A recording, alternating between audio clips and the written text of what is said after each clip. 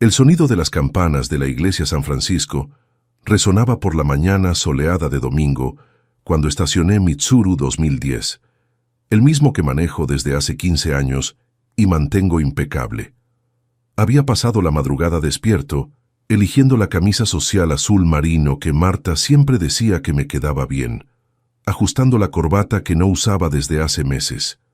Era el bautizo de mi primer nieto, Gabriel, de apenas 6 meses. Yo, Antonio Silva, a los 68 años, finalmente sería abuelo. Cargaba en el bolsillo interno del saco el sobre con 20,000 pesos en efectivo, toda mi reserva de emergencia, que planeaba dar a mi hijo Rafael como regalo por el bautizo. Al final, sé lo difícil que es sostener una familia joven en estos días. Durante 43 años trabajé como técnico en electrónicos, saliendo de casa a las 5 de la mañana y regresando después de las 8 de la noche para darle todo lo que yo nunca tuve. En la puerta de la iglesia, familias sonrientes caminaban hacia la entrada principal. Parejas elegantes cargaban bebés vestidos de blanco, abuelos orgullosos sostenían ramos de flores, niños corrían entre la gente. El aroma de incienso mezclado con el perfume de las flores decorativas creaba esa atmósfera solemne y festiva típica de los domingos de bautizo. Fue entonces que vi a Rafael acercarse, vistiendo un traje gris que nunca había visto. A su lado, Vanessa, mi nuera, sostenía a Gabriel en brazos. El bebé estaba hermoso, todo vestido de blanco, con esos ojos grandes y curiosos que me recordaban a Rafael cuando pequeño. Mi corazón se aceleró de emoción. Finalmente vería a mi nieto de cerca. Finalmente participaría en un momento importante de mi familia. «¡Rafael!», grité, saludando con una sonrisa amplia. «¿Cómo está mi nieto? ¡Qué guapo que se ve!». Pero la expresión en el rostro de mi hijo no era de alegría. Era algo entre vergüenza e irritación. Miró a los lados, como si verificara si alguien estaba observando. Luego se acercó a mí con pasos rápidos y decididos. «Papá, necesito hablar con usted», me dijo, usando ese tono formal que adoptaba siempre que quería crear distancia entre nosotros. «Claro, hijo. Qué bueno verte. ¿Y cómo está mi nietecito?». Extendí los brazos hacia Gabriel, pero Vanessa se alejó ligeramente, protegiendo al niño contra su pecho. Rafael respiró profundo, como si se estuviera preparando para algo difícil. «Papá, usted no puede entrar a la iglesia hoy». Por un momento pensé haber escuchado mal. El ruido de las conversaciones, la campana, tal vez había confundido las palabras. «¿Cómo así, hijo? Es el bautizo de Gabriel, ¿no? Vine aquí para...».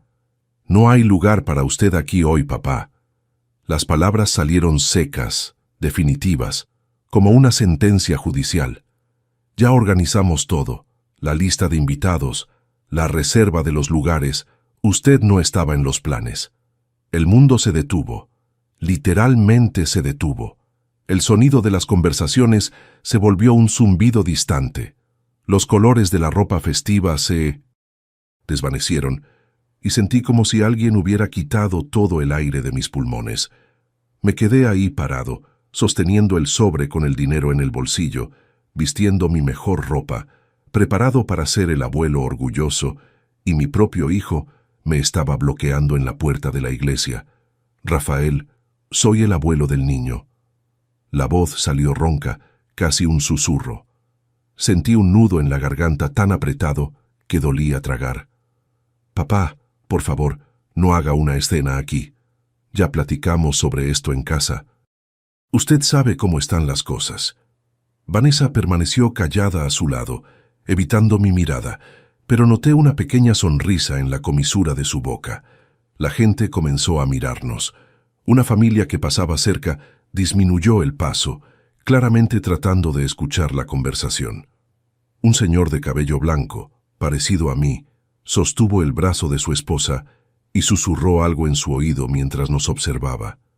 La humillación era pública, era completa. Fue entonces que comprendí la situación de forma cristalina. Mi hijo me estaba tratando como un intruso en la puerta de la iglesia, en el bautizo de mi propio nieto, como si fuera un extraño cualquiera, alguien que no tenía derecho a estar ahí. El mismo hombre que cargó en los hombros cuando niño, que le enseñó a andar en bicicleta, que trabajó doblado para pagar su universidad, ahora me estaba negando la oportunidad de ver a mi nieto recibir la bendición de Dios. El pecho se apretó de una forma que nunca había sentido antes. Era como si 43 años de trabajo duro, de sacrificios silenciosos, de amor no correspondido, estuvieran siendo tirados a la basura ahí mismo, frente a desconocidos, en un domingo de sol. Pero ¿saben qué fue lo que más dolió? No fue la negativa. Fue su mirada. Era la mirada de quien estaba haciendo un favor al avisarme, como si fuera una cortesía ahorrarme una vergüenza mayor. Como si debiera agradecer que tuviera la delicadeza de bloquearme en la entrada, en lugar de dejarme descubrir allá adentro que no había lugar para mí. Respiré profundo. 43 años de trabajo me enseñaron que un hombre a veces necesita tragar orgullo para mantener la paz.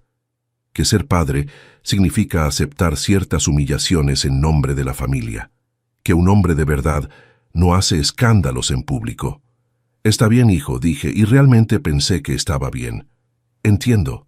Me di vuelta para salir, sintiendo el peso de las miradas curiosas sobre los hombros.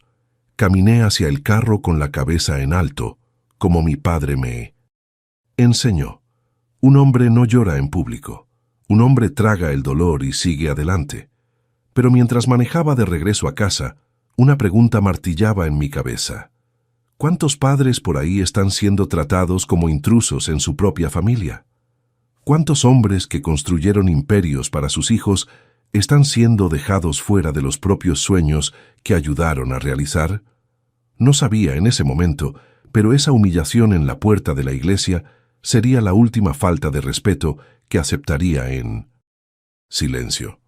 Si ya sintieron que toda una vida de trabajo como padre valía menos que un capricho momentáneo de su hijo, quédense conmigo hasta el final de esta historia, porque lo que pasó después de esa mañana en la iglesia me enseñó que un hombre solo pierde la dignidad cuando acepta ser tratado como banco, no como padre.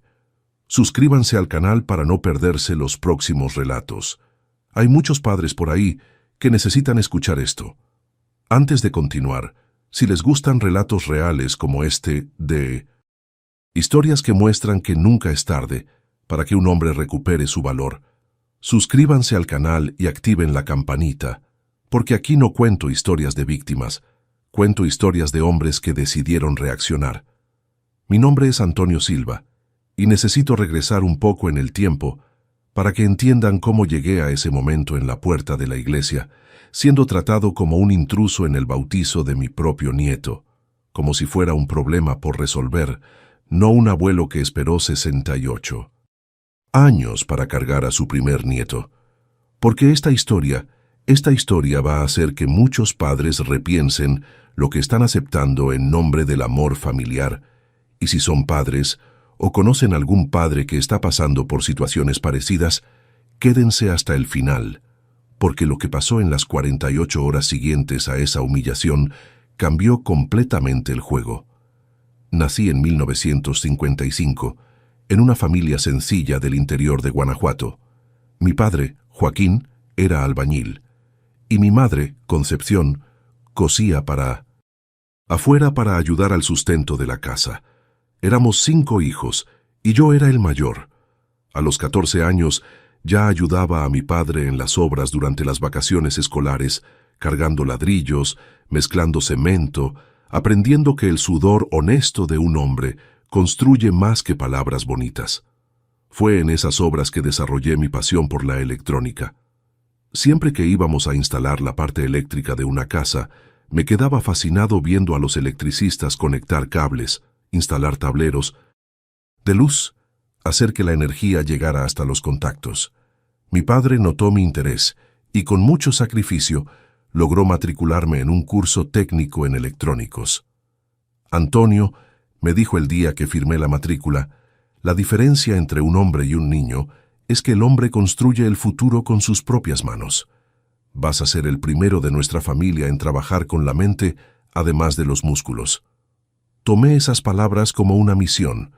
Durante 3 años estudié de noche y trabajé de día, ayudando a mi padre.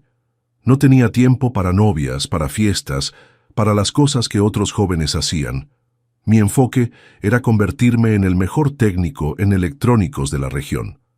En 1978, a los 23 años, conseguí mi primer empleo en una empresa de mantenimiento de equipos industriales.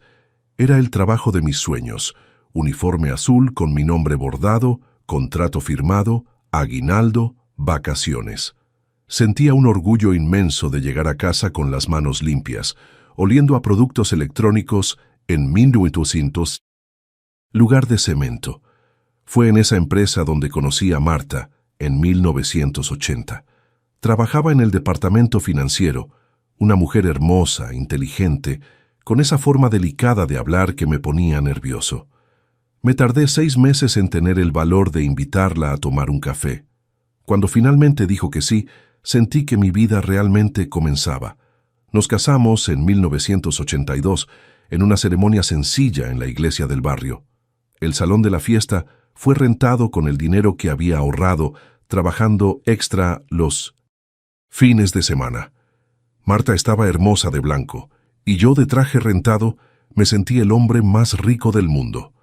Nuestra luna de miel fueron 3 días en Valle de Bravo, lo máximo que nuestro presupuesto permitía. Los primeros años de matrimonio fueron de construcción.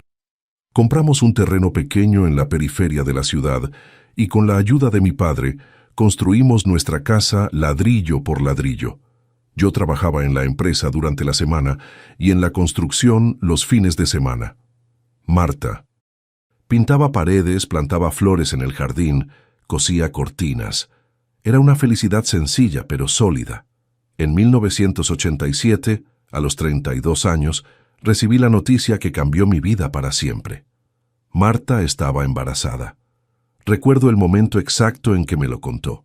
Estaba reparando un ventilador en la cocina cuando llegó sosteniendo el análisis en la mano, con lágrimas en los ojos. «Antonio, vas a ser papá», me dijo, con la voz quebrada. Solté el desarmador y la abracé. En ese momento sentí una responsabilidad inmensa descender sobre mis hombros. Ya no era solo Antonio, el técnico en electrónicos. Era Antonio, el futuro padre. Tenía una vida creciendo dentro de la mujer que amaba, y esa vida dependía completamente de mí, para todo. Rafael nació en marzo de 1988, un bebé saludable de 3.2 kilos. Cuando la enfermera me lo puso en los brazos, sentí algo que nunca había experimentado: un amor incondicional mezclado con un miedo profundo de fallar. Ese pequeño ser humano confiaría en mí para comida, refugio, educación, futuro. Tenía que ser no solo un buen hombre, sino el mejor hombre posible. Los primeros años de Rafael fueron los más felices de mi vida. Me despertaba de madrugada para dividir con Marta los cuidados nocturnos.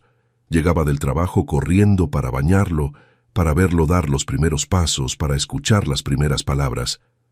«Papá», fue la primera palabra que dijo, a los 8 meses.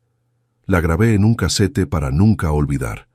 Cuando Rafael cumplió 5 años, tomé una decisión que cambiaría nuestra vida financiera para siempre: renunciar a la empresa y abrir mi propio taller de electrónicos. Marta se preocupó. Después de todo, era un salario fijo que estábamos perdiendo. Pero yo tenía la certeza de que podría ganar más trabajando por mi cuenta. «Marta, quiero darle a nuestro hijo oportunidades que yo nunca tuve: universidad, viajes, opciones. Para eso necesito ganar más que un salario de empleado». Renté un local pequeño en una calle comercial del barrio y comencé a reparar televisiones, radios, equipos de sonido. Trabajaba de las 7 de la mañana a las 10 de la noche, 6 días a la semana. Los domingos eran sagrados para la familia. Llevaba a Rafael al parque, al zoológico, a los juegos del equipo local. El taller prosperó. En 5 años logré contratar 2 empleados y ampliar el espacio.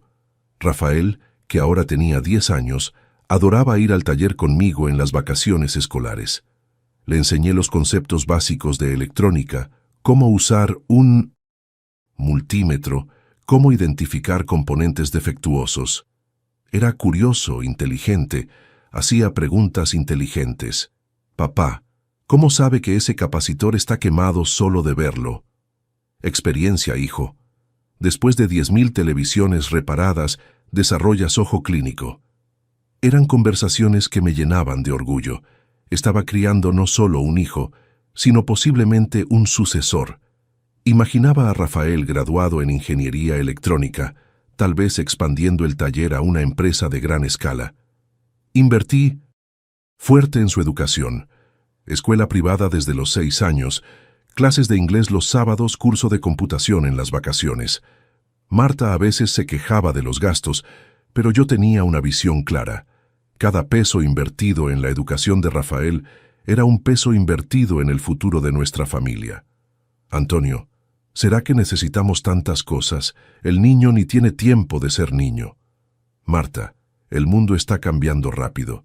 Si queremos que nuestro hijo tenga opciones, necesita estar preparado para competir con cualquiera. Durante la adolescencia de Rafael, aumenté aún más el ritmo de trabajo. Fueron los años que ampliamos la casa. Agregamos 2 recámaras, una suite para nosotros y una recámara grande para Rafael con mesa de estudios, computadora y una pequeña mesa de trabajo de electrónica. Quería que tuviera el mejor ambiente posible para desarrollarse. Recuerdo el día que pasó el examen de admisión para administración de empresas en una universidad privada de renombre. Fue en 2006, tenía 18 años. Cuando salió el resultado, celebramos como si hubiera ganado la lotería. Sabía que esos 4 años de colegiatura representarían un esfuerzo financiero enorme, pero estaba dispuesto a cualquier sacrificio. Papá, ¿estás seguro que podemos pagarlo? Rafael, para tu educación, trabajo hasta de madrugada si es necesario. Vas a graduarte, vas a tener un título que yo nunca tuve, vas a tener oportunidades que yo nunca soñé. Durante los 4 años de universidad, Rafael vivió con nosotros. Yo costeaba colegiatura, libros, material, gasolina para que fuera y regresara de la universidad. Él estudiaba, yo trabajaba. Era un acuerdo tácito. Mi función era proveer, la de él era graduarse. Marta comenzó a quejarse de que Rafael no ayudaba en casa, que no buscaba ni un trabajo de medio tiempo. Pero yo siempre lo defendí. Deja que el muchacho se concentre en los estudios, Marta. Tendrá tiempo de sobra para trabajar después de graduado. Ahora es hora de estudiar. En 2009, Rafael se graduó con buenas calificaciones. Recuerdo la ceremonia de graduación. Marta y yo en primera fila, él en el escenario recibiendo el título. Sentí que mi misión como padre se estaba cumpliendo. Había criado a un hombre instruido, preparado para conquistar el mundo. Pero fue justamente después de la graduación que las cosas empezaron a cambiar. Hay silencios de padre que pesan más que gritos. Y debería haber notado que algo estaba mal cuando Rafael, aún graduado, siguió viviendo en 1900. Casa sin prisa alguna de conseguir empleo. Los primeros 6 meses después de la graduación aún me parecía normal. El mercado está difícil, pensaba. Es mejor que busque una buena oportunidad que aceptar cualquier cosa. Seguí sosteniendo todo: comida, ropa, gasolina, hasta las salidas con los amigos. Rafael se levantaba tarde, almorzaba, pasaba la tarde en la computadora, supuestamente buscando empleo, y salía por la noche.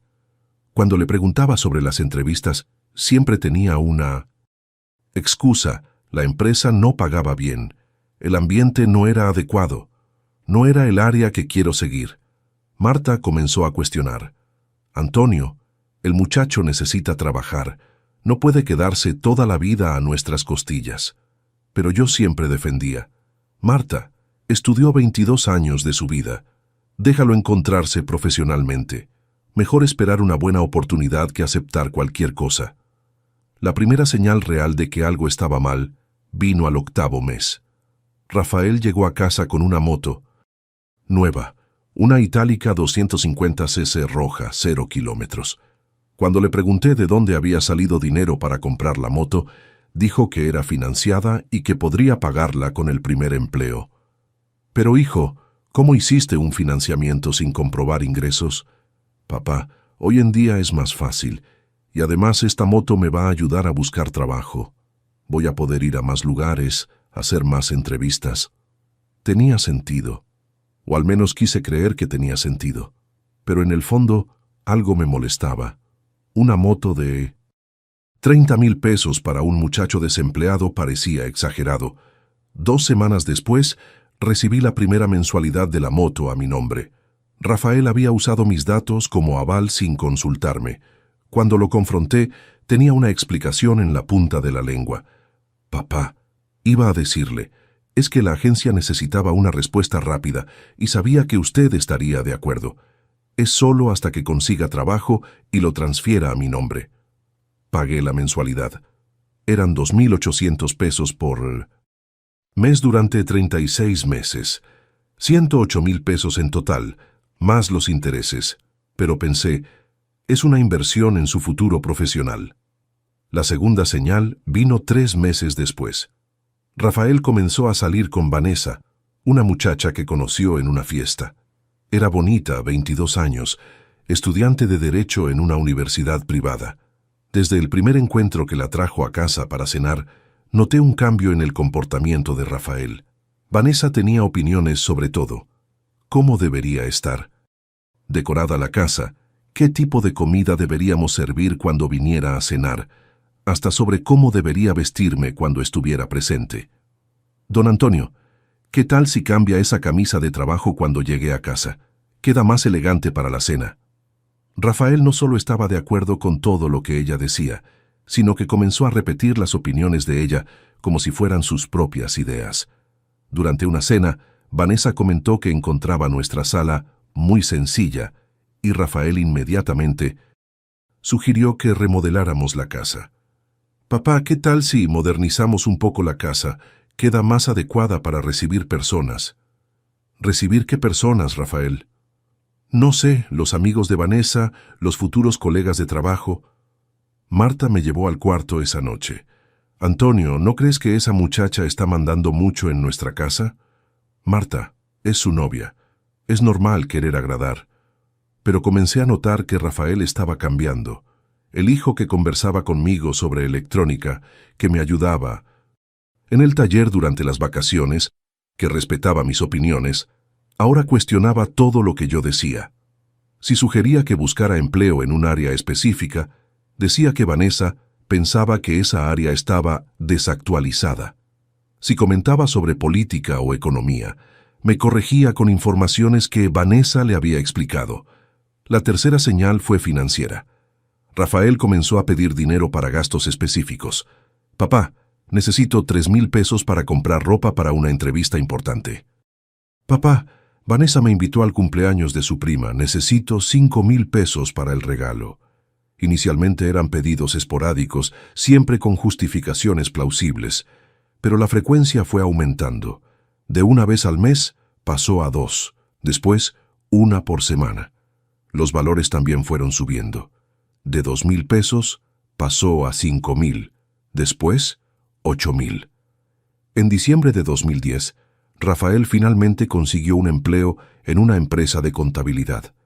El salario era de 15,000 pesos, valor bueno para un recién graduado. Me sentí aliviado. Finalmente sería independiente financieramente, pero la independencia nunca llegó. Aún ganando su salario, Rafael siguió pidiendo dinero. Las justificaciones ahora eran otras. Papá, el sueldo apenas cubre los gastos básicos, la mensualidad de la moto, gasolina, comida en el trabajo. Papá, Vanessa está haciendo su tesis. Necesitamos dinero para imprimir y empastar. Comencé a cuestionar.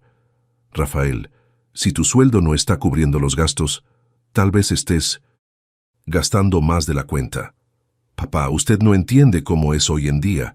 Todo es más caro, y además, cuando crezca profesionalmente, voy a poder retribuir todo lo que han hecho por mí. Esa frase se volvería un mantra. Cuando crezca profesionalmente, voy a retribuir todo. Siempre era en el futuro. siempre dependiente de un ascenso que estaba casi saliendo, de una oportunidad que estaba siendo analizada, de un aumento que el jefe había prometido para el año que viene. En 2011, Rafael y Vanessa se comprometieron. La fiesta de compromiso fue organizada por Marta y costó 40,000 pesos, dinero que sacamos del ahorro que habíamos comenzado para nuestro retiro. Rafael argumentó que era una inversión en su imagen profesional. Papá, los compañeros de Vanessa son de familias bien estructuradas. Es importante quedar bien para crear una buena impresión. Durante la fiesta, noté que éramos tratados como financiadores, no como familia. Vanessa nos presentaba a los amigos como los papás de Rafael, nunca como mis suegros. Las decisiones sobre decoración, menú, música, fueron todas tomadas por ella. Nosotros solo pagamos la cuenta. Fue en esa época que comencé a notar el primer patrón que se repetiría durante los próximos años. Rafael siempre presentaba gastos como inversiones futuras, nunca como gastos presentes. La moto era inversión profesional, la ropa cara era inversión en la imagen, la fiesta era inversión en la relación. La cuarta señal vino poco después del compromiso. Rafael sugirió que remodeláramos la casa para adecuarla a los estándares de la familia que estaba constituyendo. La remodelación incluía cambiar todos los muebles de la sala, remodelar la cocina, construir una suite más grande y modernizar los baños. Papá, ahora que me voy a casar, necesito tener condiciones para recibir a la familia de Vanessa adecuadamente. El presupuesto de la remodelación era de 300,000 pesos. Tendríamos que vender un terreno que había comprado años antes como inversión para el retiro. Rafael, ese terreno es nuestra reserva para el futuro. Papá, casa propia es inversión. Además, después de que me case y tenga estabilidad, puedo ayudarles a recuperar ese dinero. Marta estaba en contra de la remodelación, pero Rafael insistía que era necesario para el futuro de la familia. Vanessa reforzaba el argumento diciendo que una casa bien presentada valoriza toda la familia. Terminé cediendo. Vendimos el terreno e hicimos la remodelación completa. Durante 3 meses nuestra casa se volvió una obra. Rafael y Vanessa supervisaban cada detalle, cambiaban decisiones a la mitad del proceso, siempre para opciones más caras, y trataban a los albañiles como si fueran los patrones de la obra. Cuando la remodelación quedó lista, nuestra casa realmente estaba hermosa, moderna, elegante, adecuada para recibir cualquier familia. Pero nuestra reserva financiera había desaparecido completamente. La quinta señal fue la boda. Rafael y Vanessa querían una fiesta para 200 invitados en uno de los mejores salones de la ciudad. El presupuesto inicial era de 200,000 pesos. Papá, es la boda de mi vida. No puedo hacer cualquier cosa. Rafael, 200,000 pesos es mucho dinero. Papá, piénselo como inversión. Voy a invitar jefes, compañeros importantes, personas que pueden abrir puertas en mi carrera.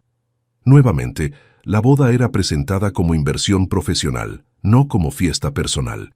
Para conseguir los 200,000 pesos, tuve que hacer un préstamo en el banco usando el taller como garantía. Sería pagado en 24 cuotas de 12,000 pesos cada una, casi la mitad de mis ingresos mensuales. Pero durante la planificación de la boda, el presupuesto fue aumentando. Vanessa descubrió que el vestido de sus sueños costaba otros 15,000 pesos. Rafael decidió que necesitaban una luna de miel adecuada. 2 semanas en Cancún, otros 60,000 pesos. Al final, la boda costó 300,000 pesos. Tuve que aumentar el préstamo y comprometer 2 años de ganancia del taller. Durante la fiesta, nuevamente, fuimos tratados como financiadores invisibles. Vanessa nos agradeció rápidamente durante el discurso, pero pasó la mayor parte de la noche conversando con sus amigos e ignorando completamente a nuestra familia.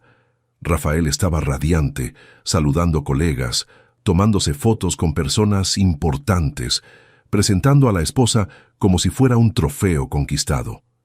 En ningún momento se acercó a mí para agradecer el sacrificio que habíamos hecho. Al final de la fiesta, cuando todos ya se habían ido, Rafael se acercó a mí.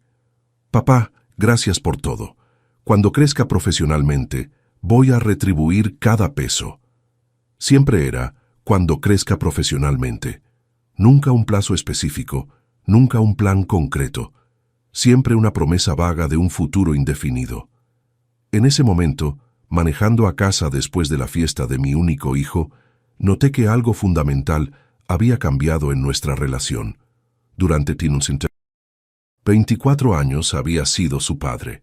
Ahora era su banco, pero aún no había comprendido completamente el tamaño del problema que se estaba formando. Existe una soledad específica de hombre que crió hijos que después se volvieron extraños. Es una soledad que viene acompañada de una pregunta que martillaba en mi cabeza todas las noches. ¿En qué momento dejé de ser padre para ser solo un proveedor? Después de la boda, Rafael y Vanessa se mudaron a un departamento rentado a 3 kilómetros de nuestra casa.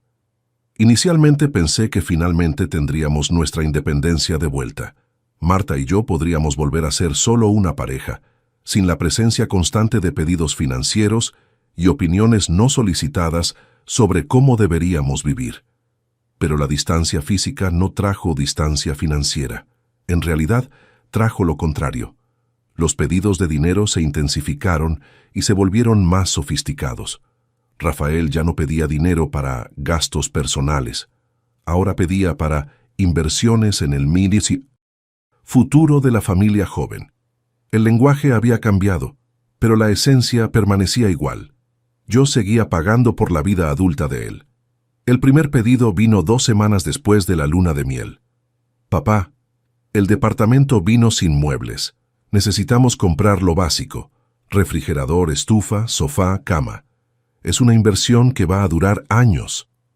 Lo básico costó 90,000 pesos, todo financiado a mi nombre, porque Rafael estaba estableciendo su historial crediticio, y sería más fácil transferir las mensualidades a él una vez que la situación profesional se estabilizara.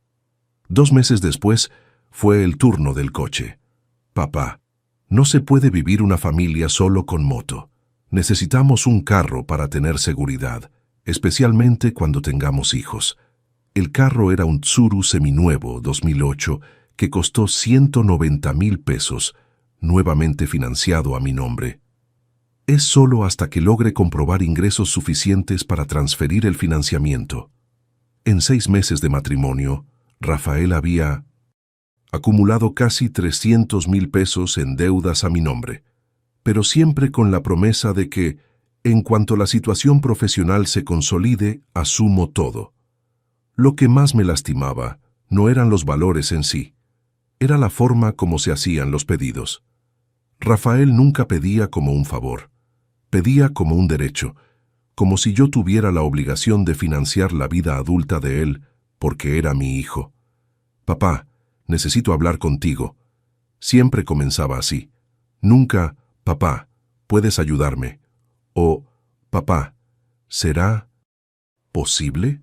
Siempre era «necesito hablar contigo», como si fuera una comunicación formal sobre una decisión ya tomada. Durante esas conversaciones, Rafael presentaba hojas de cálculo, cálculos, justificaciones técnicas.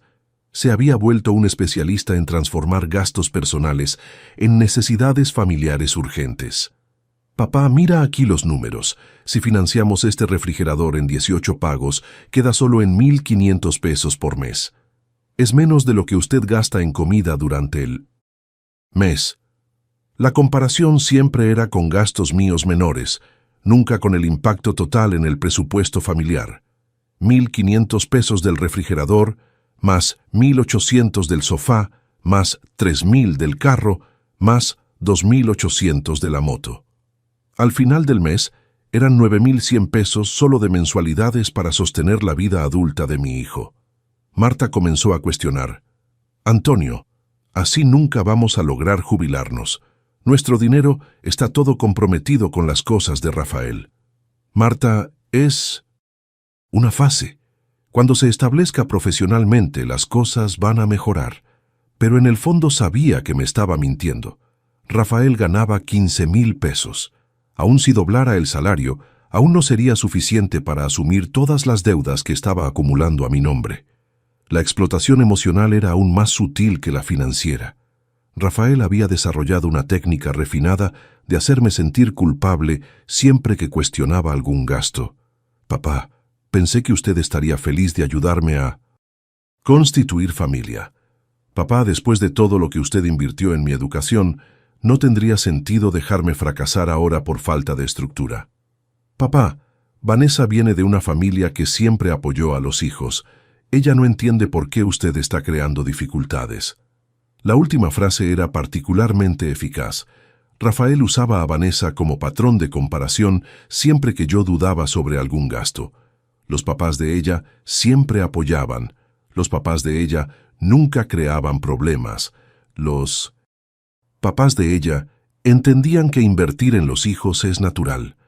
Lo que Rafael no mencionaba es que los padres de Vanessa tenían una situación financiera muy superior a la nuestra.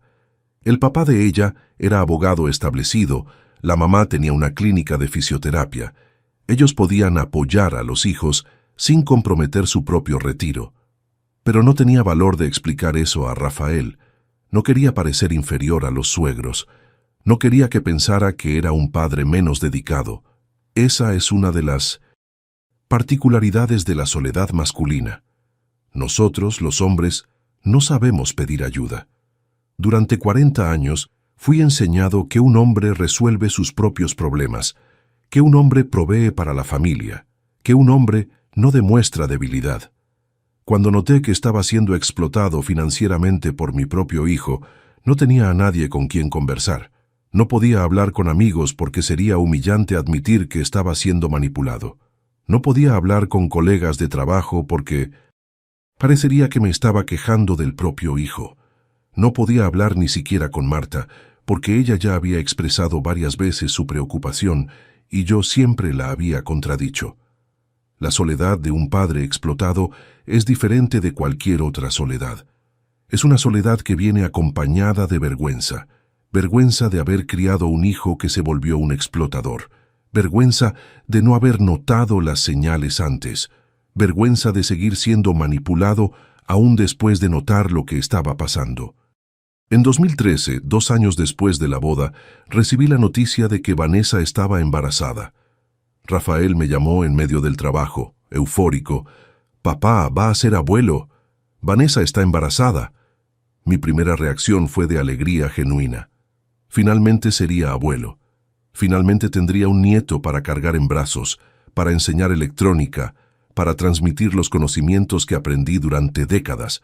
Pero la alegría duró exactamente hasta que Rafael continuó hablando. «Papá, vamos a necesitar prepararnos financieramente. Los bebés dan muchos gastos, cuna, carriola, ropa, pañales». Hasta la noticia del embarazo de mi nieto se había vuelto una oportunidad para más pedidos financieros. Durante los 9 meses de embarazo de Vanessa, gasté 75,000 pesos en preparativos para el bebé. Cuarto completo, carriola importada, ropa de marca, monitor de bebé, asiento para carro. Todo necesario para la seguridad y bienestar de mi nieto. Gabriel nació en marzo de 2014. Fue uno de los días más felices de mi vida. Cuando la enfermera me dejó cargarlo por primera vez, sentí el mismo amor incondicional que había sentido cuando nació Rafael. Era mi nieto.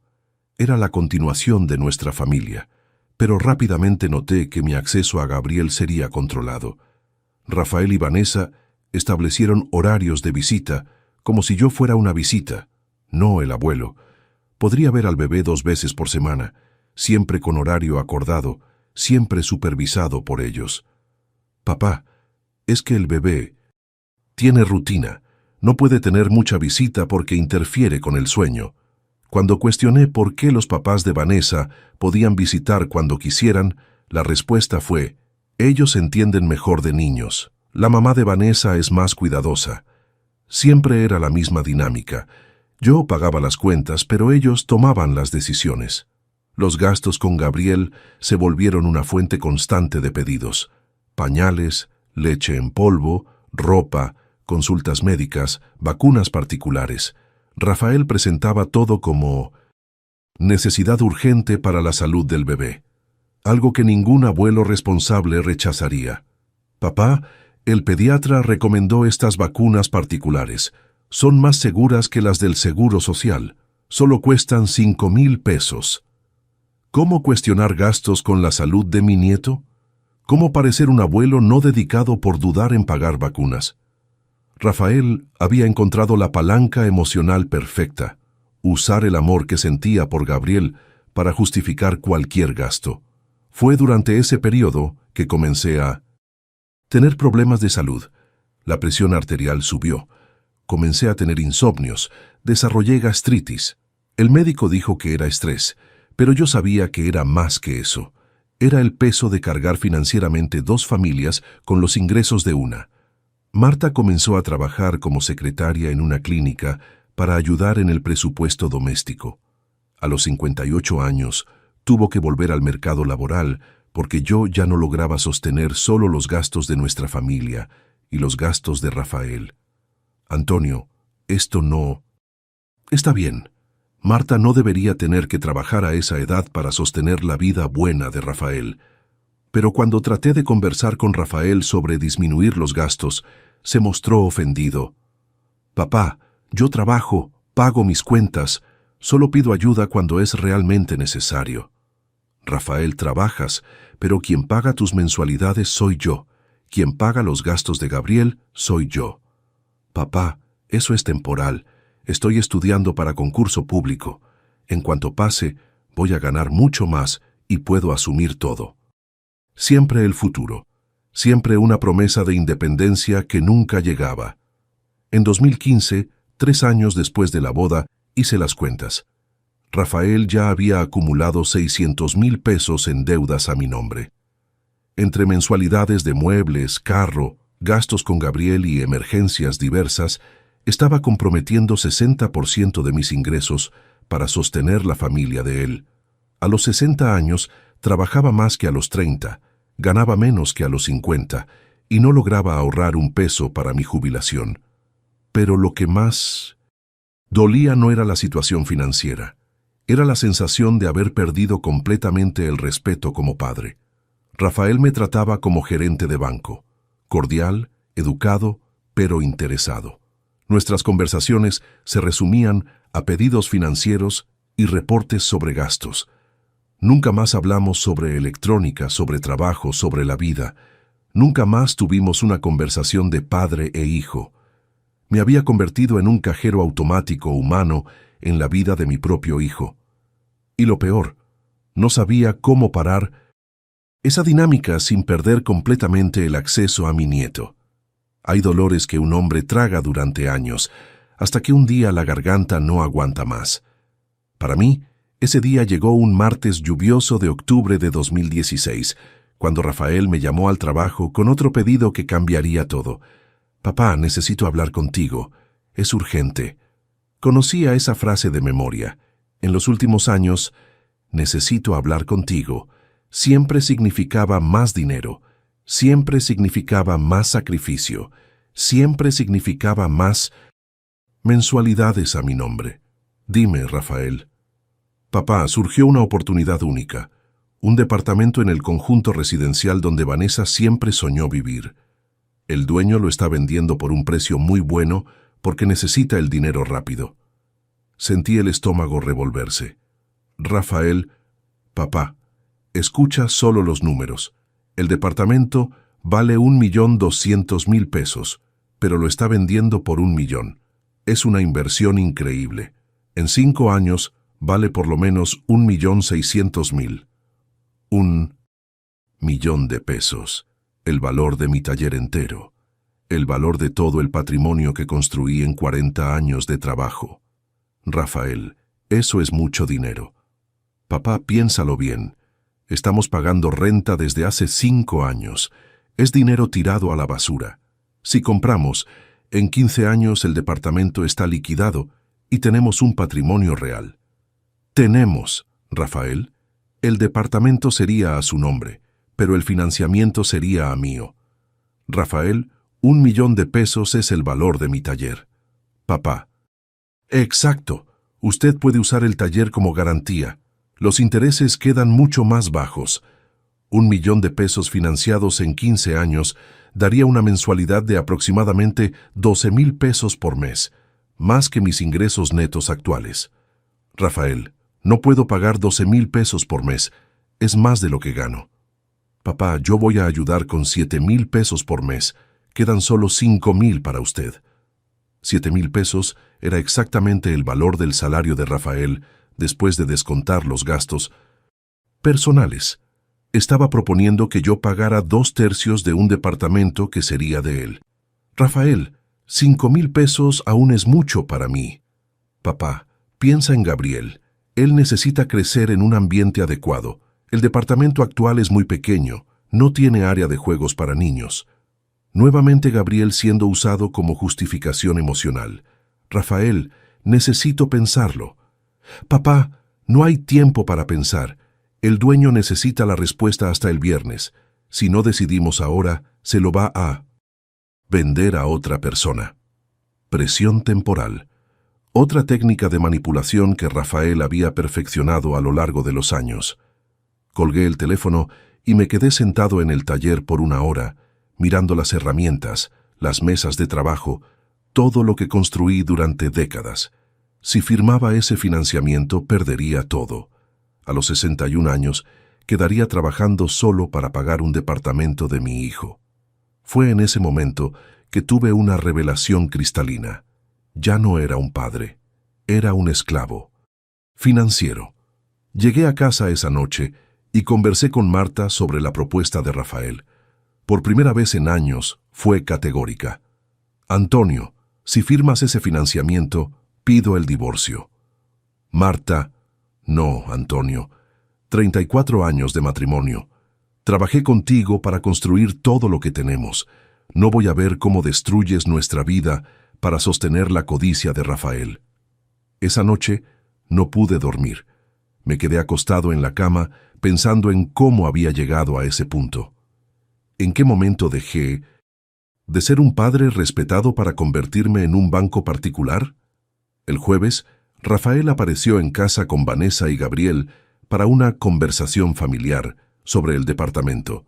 Gabriel tenía 2 años, hermoso, sonriente. Cuando me vio, corrió a mis brazos gritando, «¡Abuelito!».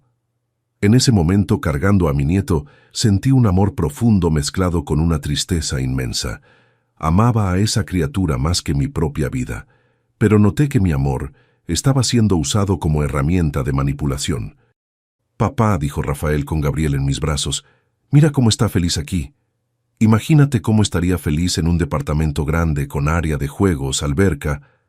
Vanessa completó, «Don Antonio, usted quiere lo mejor para Gabriel, ¿verdad? Todo niño merece crecer en un ambiente adecuado». Era chantaje emocional puro. Usar mi amor por el nieto para forzarme a firmar un financiamiento que me dejaría en la miseria. Rafael, no puedo pagar ese financiamiento. Papá, pero yo voy a ayudar. Rafael, ganas 15,000 pesos. Después de tus gastos personales sobran 7,000. Si me das esos 7,000 para el departamento, ¿con qué dinero vas a sostener tu familia? Rafael se quedó en silencio. Vanessa respondió por él. Nos las arreglamos, don Antonio. Lo importante es garantizar el futuro de Gabriel. En ese momento comprendí completamente lo que estaba pasando. Querían que yo pagara 2/3 de un departamento de 1,000,000 de pesos para que ellos pudieran arreglárselas con POS. 15,000 pesos al mes. Yo ganaba 22,500 pesos al mes. Después de pagar todas las mensualidades que Rafael ya había acumulado a mi nombre, sobraban 9,000 pesos para mi supervivencia. Si agregaba otros 5,000 pesos del departamento, sobrarían 4,000 pesos por mes. 4,000 pesos para comida, medicinas, gasolina, ropa, todo. Mientras Rafael y Vanessa vivirían en un departamento de 1,000,000 de pesos pagando solo 7,000 pesos por mes.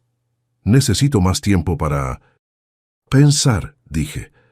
Rafael se levantó visiblemente irritado. Papá, la oportunidad va a pasar. No entiendo por qué está creando dificultades. Después de que se fueron, me senté en el patio y lloré por primera vez en décadas. Lloré por haber perdido a mi hijo. Lloré por haber sido transformado en un proveedor automático. Lloré por tener que elegir entre mi dignidad financiera y mi acceso al nieto. Fue esa noche que tomé la decisión más difícil de mi vida. No firmaría el financiamiento. El viernes. Por la mañana llamé a Rafael. No voy a firmar el financiamiento. El silencio duró 10 segundos. Después, papá, usted está cometiendo un error. Está perjudicando el futuro de su nieto. Rafael, estoy protegiendo mi futuro.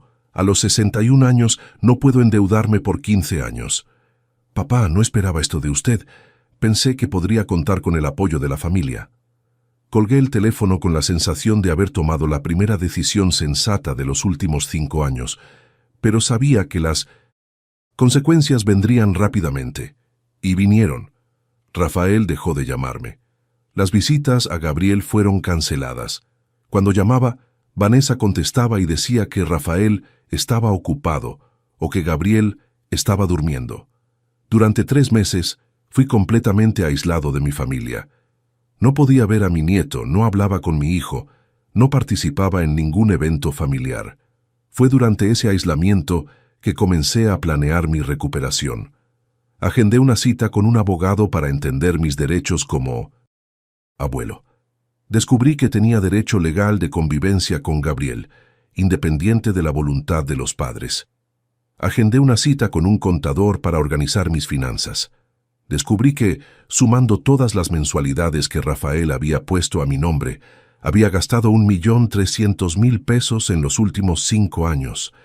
1.300.000 pesos que deberían estar en el ahorro para mi jubilación.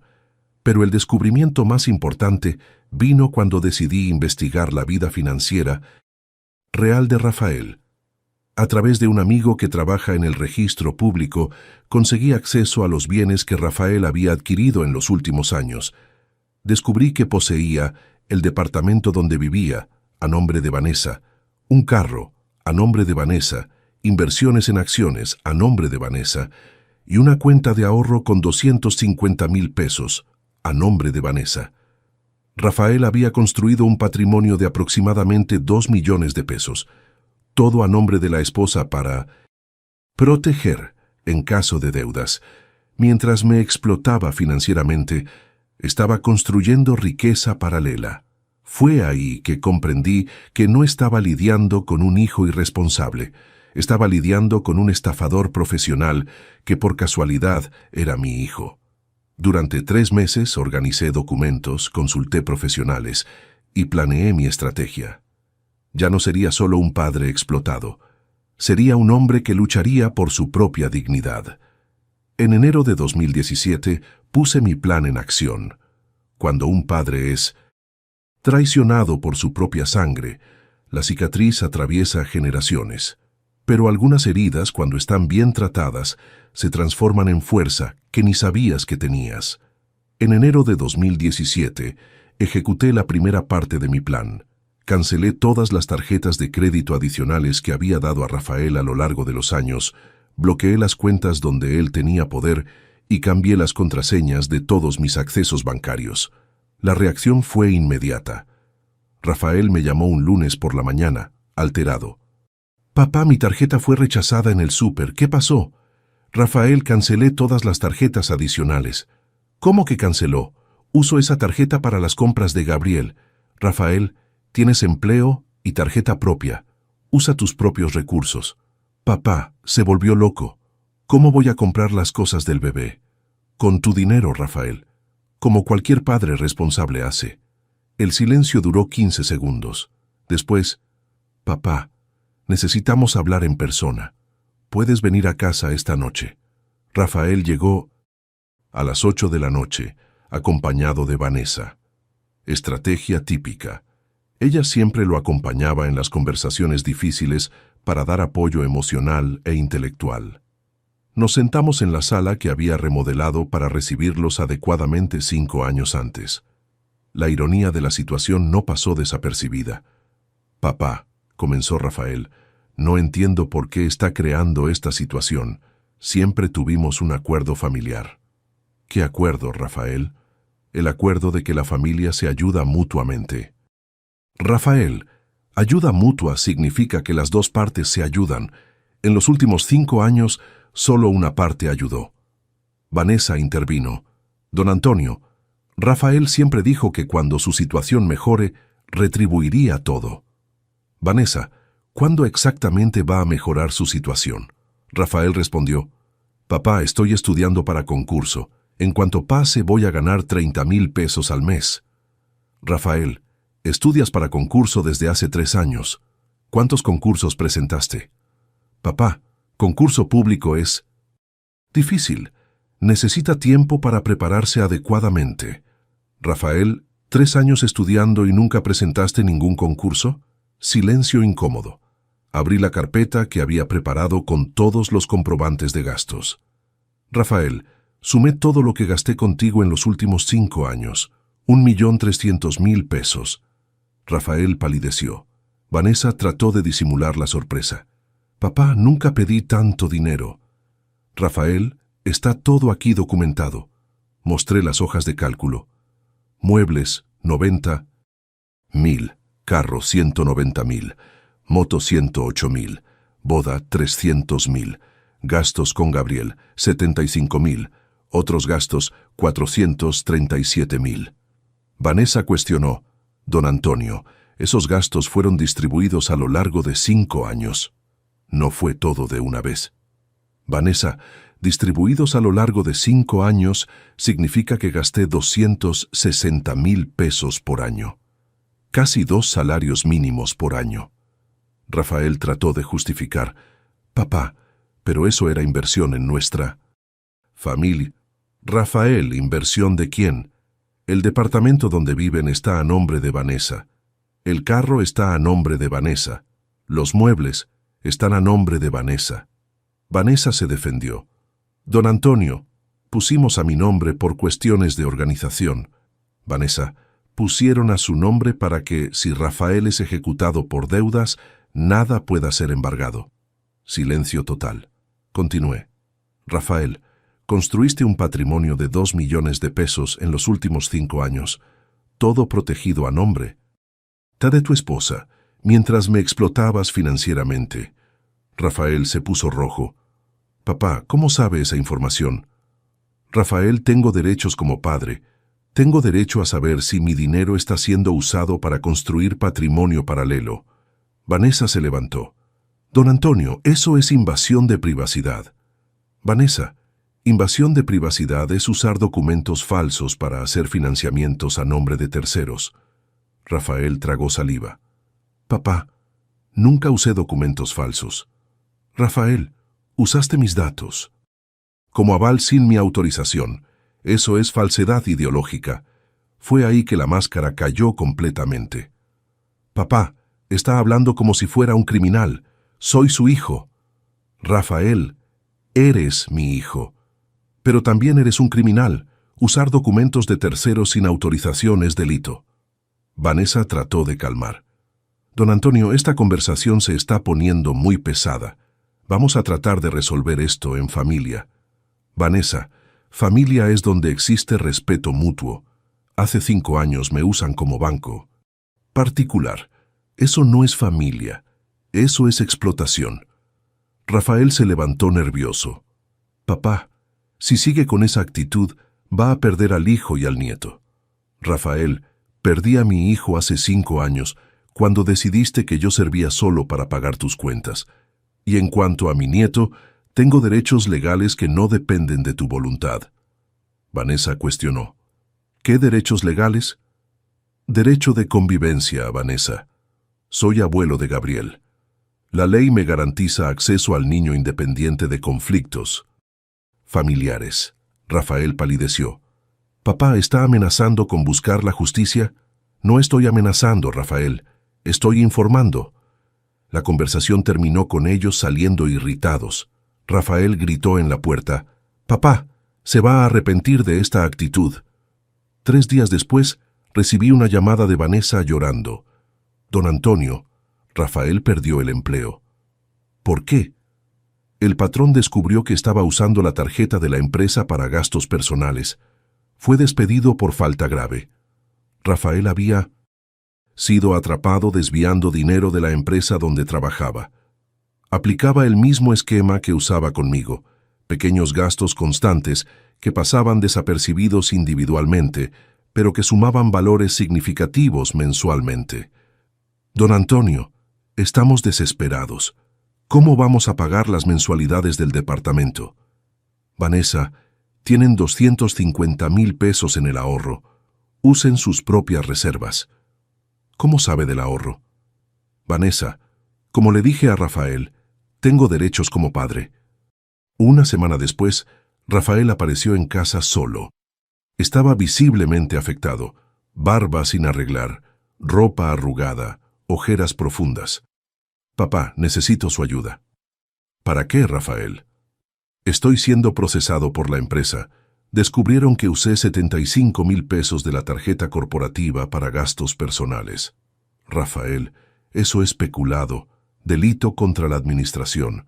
Papá, si soy condenado, puedo sacar hasta 4 años de prisión.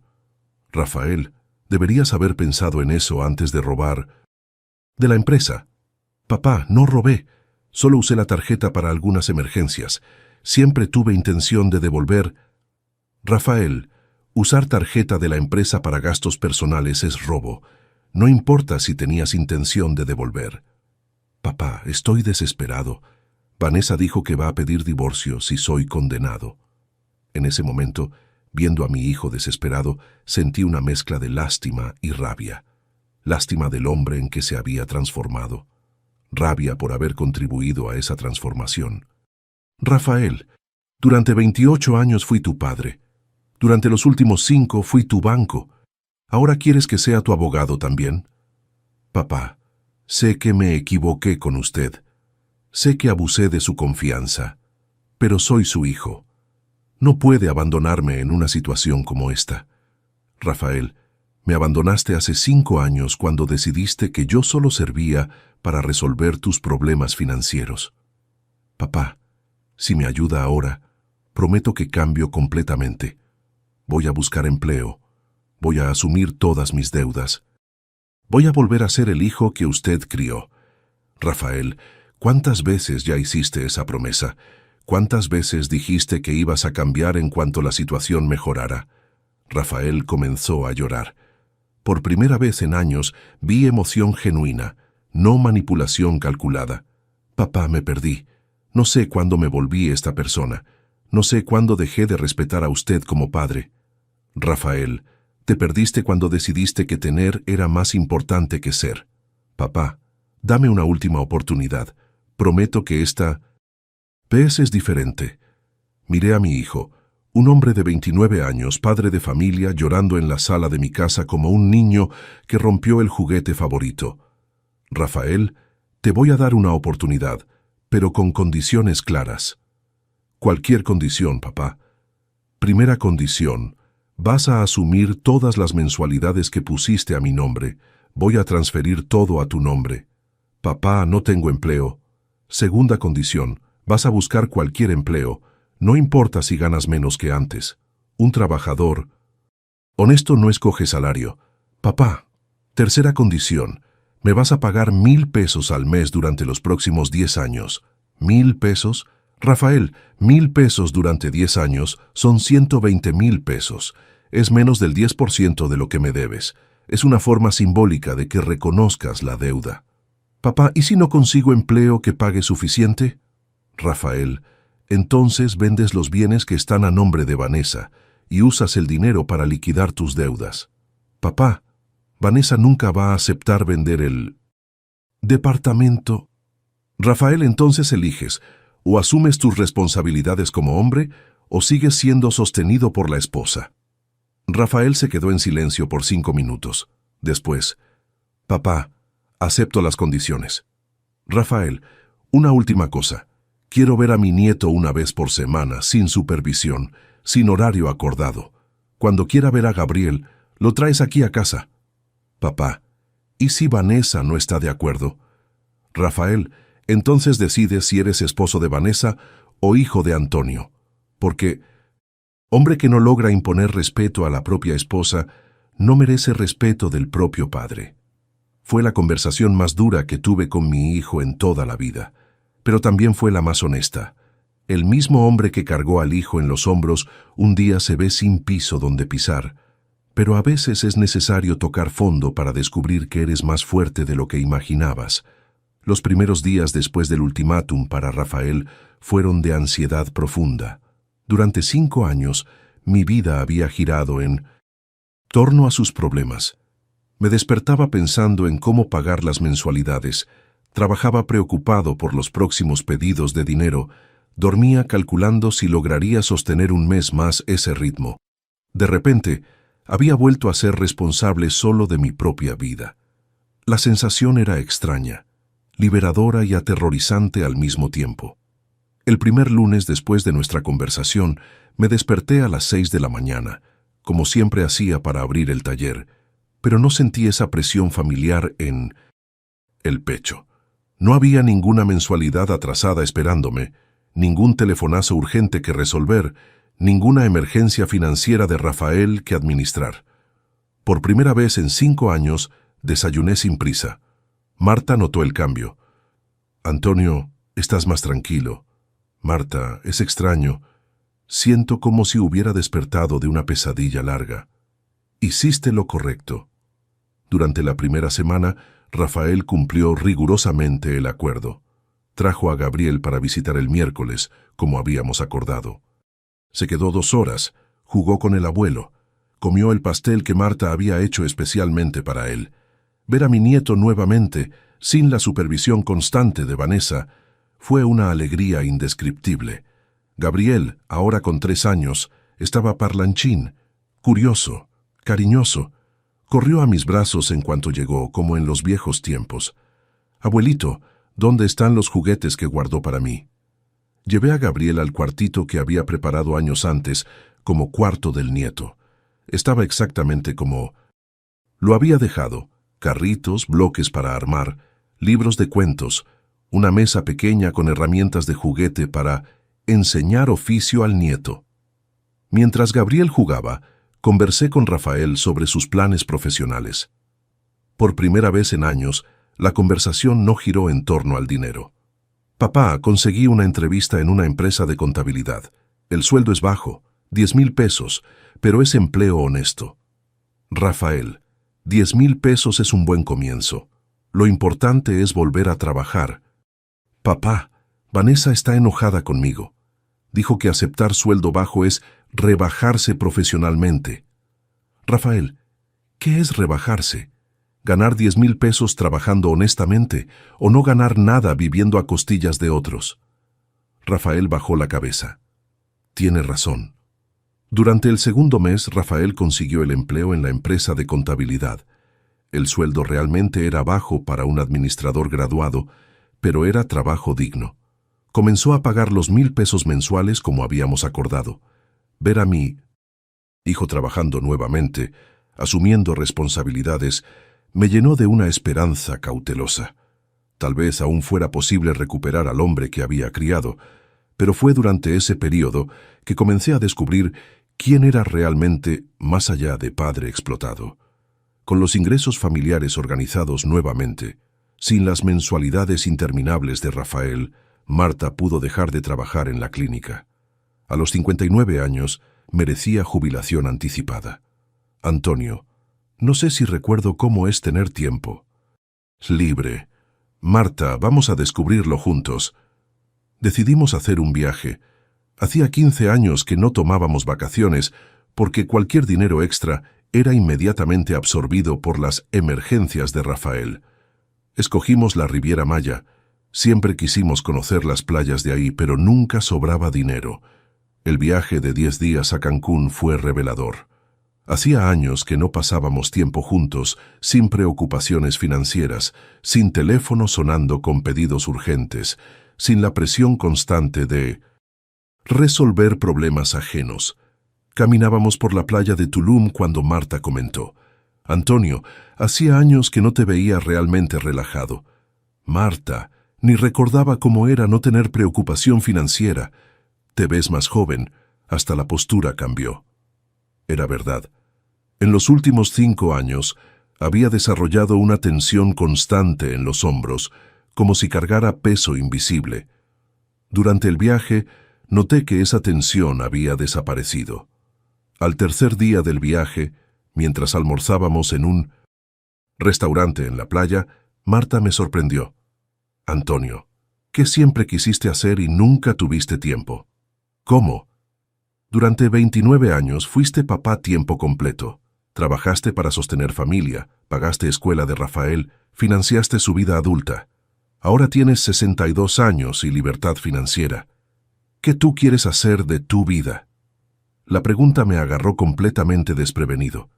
Hacía décadas que no pensaba en mí como individuo, solo como padre proveedor. «Marta, no sé responder. Hace tanto tiempo que no pienso en lo que yo quiero. Piensa ahora, si tuvieras tiempo y dinero, ¿qué harías?» Durante el resto del viaje, esa pregunta no salió de mi cabeza. ¿Qué yo quería? ¿Cuáles eran mis sueños que había abandonado para realizar los sueños de Rafael? De vuelta a casa, comencé a redescubrir gustos personales que había olvidado.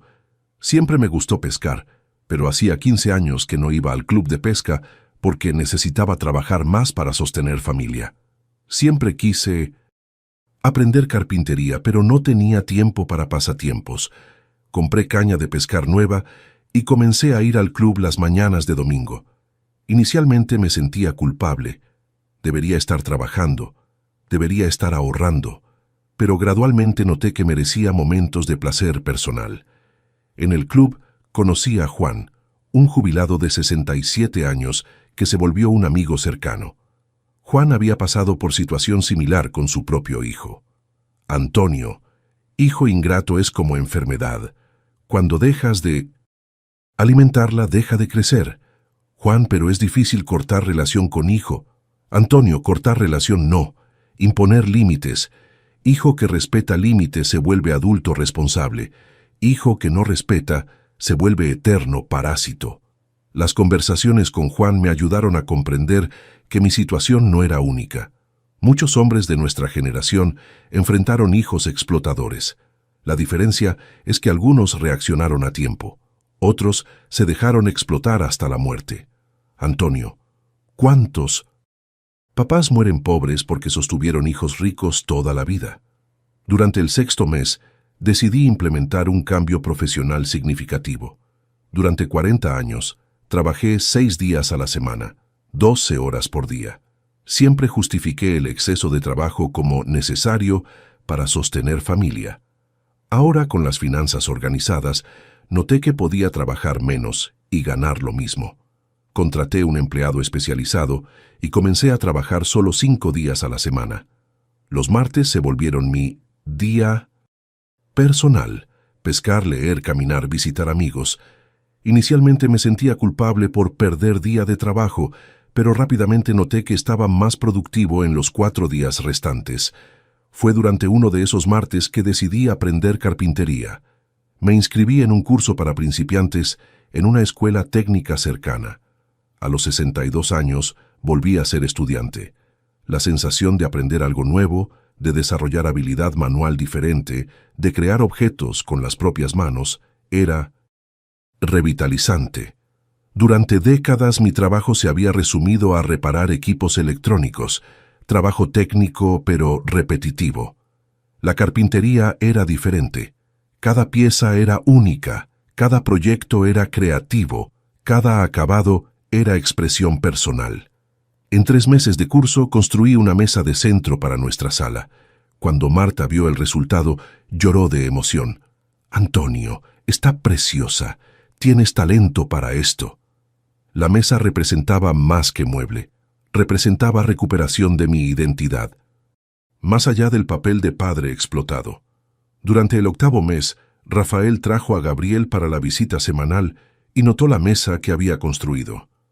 «Papá, ¿usted hizo esa mesa?» «Sí, Rafael. Estoy aprendiendo carpintería». «Quedó muy bonita. No sabía que usted tenía esa habilidad». «Rafael, yo tampoco sabía, lo descubrí a los 62 años». Gabriel quedó fascinado con la mesa.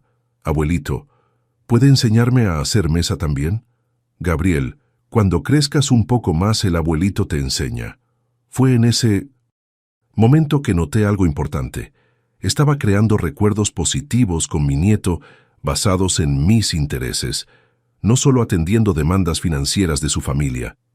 Durante el 10º mes, tuve una conversación importante con Rafael.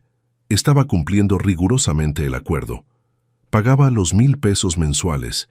Traía a Gabriel para visitas semanales. Había asumido todas las mensualidades a su propio nombre. Papá, quiero agradecerle. ¿Por qué, Rafael? Por haberme forzado a crecer. Durante 5 años me comporté como adolescente irresponsable. Ahora me siento hombre de verdad. Rafael, ¿qué cambió?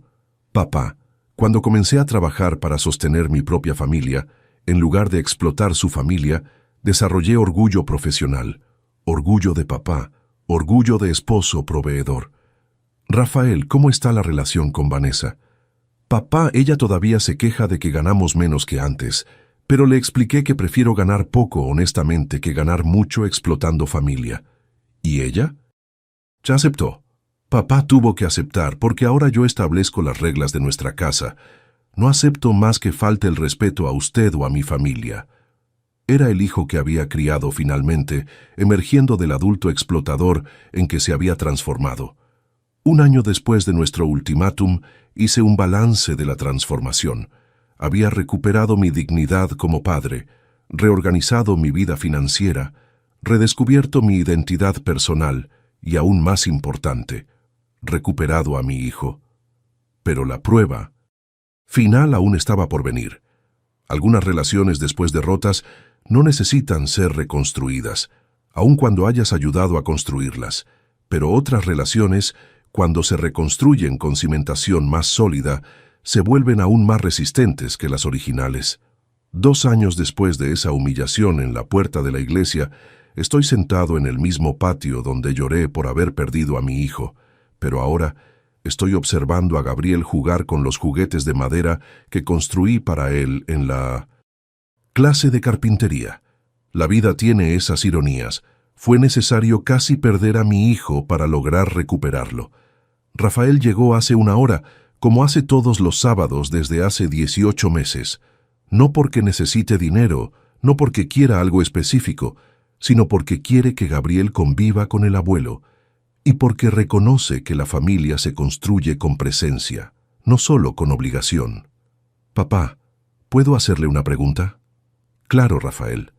Si yo hubiera firmado ese financiamiento de 1 millón de pesos, ¿qué habría pasado con usted? La pregunta me agarró de sorpresa, pero la respuesta era clara.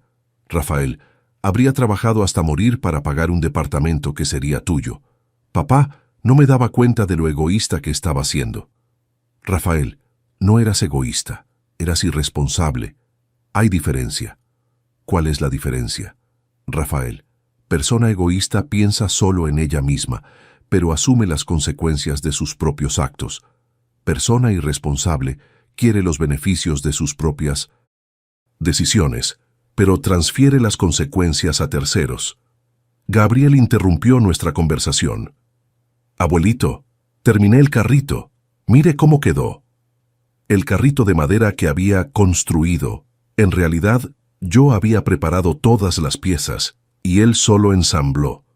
Estaba chueco, pero funcionaba. Sentí el mismo orgullo que sentí cuando Rafael construyó su primer proyecto de electrónica a los 10 años. Gabriel, quedó muy bonito. Estás aprendiendo rápido. Abuelito, cuando sea grande, voy a ser carpintero como usted. Rafael se manifestó. Gabriel, el abuelito, es técnico en electrónicos. Carpintería es su pasatiempo. Hijo, interrumpí. Carpintería dejó de ser pasatiempo. Estoy pensando en abrir una pequeña carpintería al lado del taller. Papá, ¿en serio? Rafael, descubrí que a los 64 años aún puedo aprender cosas nuevas. Aún puedo tener nuevos sueños. Trabajo con electrónicos desde hace 40 años. Tal vez sea hora de diversificar. La idea de la carpintería había surgido naturalmente. En los últimos 6 meses, varios amigos me encargaron muebles después de ver los trabajos que hice para casa. Noté que había demanda para muebles artesanales de calidad. «Papá, ¿quiere que le ayude en la carpintería?». La pregunta de Rafael me sorprendió. «¿Tienes interés?». «Papá, estoy aprendiendo mucho en la empresa de contabilidad, pero siempre me gustó el trabajo manual. ¿Recuerda que cuando niño me encantaba ir a su taller?». Era verdad. Rafael siempre había demostrado habilidad manual, pero durante la juventud se dirigió al área administrativa porque daba más estatus social. «Rafael, si tienes interés real podemos conversar, pero sería sociedad de verdad. Tú entrarías con trabajo, yo con conocimiento técnico y capital inicial». «Papá, me gustaría mucho». Vanessa llegó en ese momento para buscar a Gabriel. La relación con ella había mejorado significativamente después de que Rafael estableció límites claros en su propia casa. «Buenas tardes, don Antonio». «Buenas tardes, Vanessa». «Don Antonio, Rafael me contó sobre la idea de la carpintería. Me parece interesante». Vanessa no era mala persona, solo era ambiciosa más allá de sus propias posibilidades. Cuando Rafael dejó de alimentar las ambiciones irreales de ella, se adecuó a la realidad financiera de la familia. «Vanessa, sería un proyecto a largo plazo. Rafael seguiría trabajando en la empresa y dedicaría fines de semana a la carpintería inicialmente». «Don Antonio, cualquier proyecto que acerque a Rafael a la familia es positivo». Gabriel se despidió con abrazo largo. «Abuelito, ¿la semana que viene me enseña más carpintería?». «Te enseño, Gabriel. Voy a preparar un proyecto especial para ti». Después de que se fueron, me quedé en el patio reflexionando sobre los últimos 2 años. La decisión más difícil que tomé, establecer límites claros con mi propio hijo, se había revelado como la decisión más acertada. No solo recuperé mi dignidad financiera, sino que recuperé el respeto. Como padre. Rafael hoy me trata como padre, no como banco. Pide consejos profesionales, conversa sobre planes futuros, incluye nuestra opinión en las decisiones familiares importantes. Volvió a ser el hijo que crié, no el explotador en que se había transformado. La relación con Gabriel también cambió completamente. No soy más el abuelo del dinero que aparece para pagar cuentas. Soy el abuelo de la carpintería, el abuelo de la pesca, el abuelo que enseña cosas interesantes. Gabriel me busca por cariño genuino, no por interés material. Marta está radiante. A los 61 años, redescubrió al esposo con el que se casó hace 34 años. Viajamos regularmente, aprovechamos momentos juntos, planeamos proyectos personales. Nuestra relación conyugal renació cuando dejó de estar sofocada por los problemas financieros constantes. Hoy, trabajando 4 días a la semana en electrónicos y 2 días en carpintería, gano prácticamente los mismos ingresos que ganaba trabajando 6 días solo en electrónicos. La diferencia es que hoy trabajo porque me gusta, no porque necesito sostener 2 familias. Mi salud mejoró drásticamente. La presión arterial se normalizó, la gastritis desapareció, duermo tranquilamente todas las noches. El estrés de cargar 2 familias en los hombros me estaba matando lentamente. Pero la lección más importante que aprendí es esta: establecer límites con hijos adultos no es abandono, es educación tardía. Durante 28 años enseñé a Rafael a ser dependiente. Resolvía todos sus problemas, pagaba todas sus cuentas, asumía todas sus responsabilidades. Pensé que estaba siendo buen padre, pero estaba criando un adulto irresponsable. Cuando finalmente establecí límites: eres adulto, resuelve tus propios problemas. Rafael fue forzado a crecer realmente. Desarrolló responsabilidad, madurez, orgullo profesional. Hoy me agradece por los límites que establecí. «Papá, usted me transformó en hombre de verdad cuando me forzó a asumir mis responsabilidades». La segunda lección: nunca es tarde para que un hombre recupere su dignidad. A los 62 años me sentía un fracaso como padre y como hombre. Había perdido el respeto del hijo, comprometido mi jubilación, sacrificado mi salud para sostener ingratitud. A los 64 años me siento realizado como padre y como hombre. Recuperé el respeto familiar, Organicé mi vida financiera, descubrí nuevos talentos, redescubrí mi identidad personal. La edad no es impedimento para el cambio, es solo excusa para quien no tiene valor de cambiar. La tercera lección: la familia verdadera se construye con respeto mutuo, no con chantaje emocional. Durante 5 años, Rafael usó mi amor por él y por Gabriel como herramienta de manipulación. Si usted no paga, va a perjudicar a su nieto. Si usted no ayuda, va a perder al hijo. Cuando jugué al farol, prefiero perder hijo explotador que seguir siendo padre explotado, descubrí que el amor verdadero permaneció. Rafael me respetó más cuando establecí límites, no menos. Gabriel me ama más ahora que soy abuelo presente, no abuelo financiador. Familia que depende de chantaje emocional para funcionar no es familia, es extorsión disfrazada de amor. La cuarta lección: todo hombre necesita propósito más allá de ser proveedor. Durante décadas, mi identidad se resumía a trabajar para sostener familia. Era técnico en electrónicos porque daba dinero para educar a Rafael. Era padre porque necesitaba formar a Rafael como hombre. Cuando Rafael se volvió adulto explotador, perdí completamente mi propósito de vida. No sabía más quién era más allá de cajero automático humano. La carpintería me devolvió identidad personal. Descubrí que tengo talentos más allá de la obligación profesional.